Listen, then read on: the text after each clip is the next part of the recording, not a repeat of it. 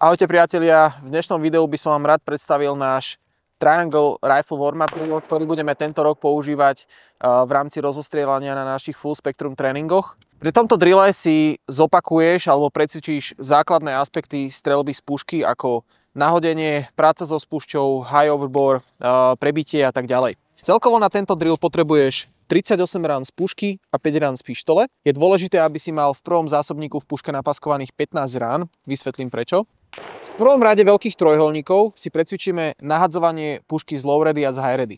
Do ľavého trojholníka ideš z low ready, jedna rana, jedno opakovanie. Nechceš to vysoliť tých 5 rán za sebou, pretože tá jedna rana má väčšiu tréningovú hodnotu. Je dôležité si precvičiť to nahodenie.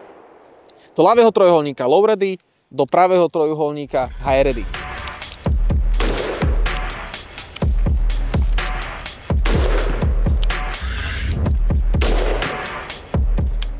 V strednej rade trojholníkov ideš 5 rán, ale už za sebou, dojde ti munícia, nekontroluješ stav pušky, prechádzaš na sekundárnu zbraň, 5 rán. Po 5 ranách z pištole sa tento drill končí. Pištol zostáva však nahodená na pravý trojholník. Začínaš drill tým, že takticky prebiješ, po taktickom prebití pištole kontroluješ stav pušky, holstríš, prebiješ pušku a 5 rán do pravého trojuholníka.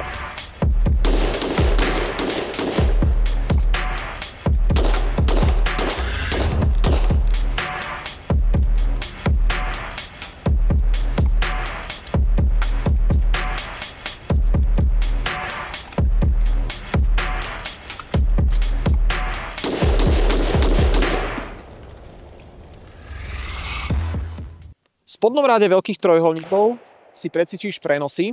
Ideš jednu ranu do ľavého, 2 rany do pravého, 3 rany do ľavého a 4 rany do pravého.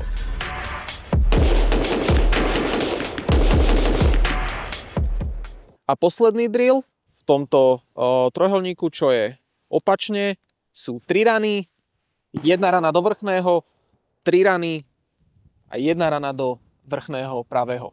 Poďme si to streliť.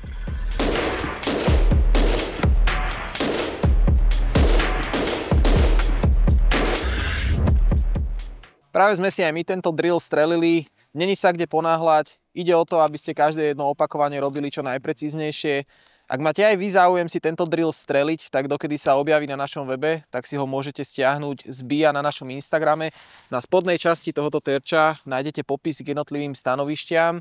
Kľudne nás označte, ako tento drill strieľate a trénujte.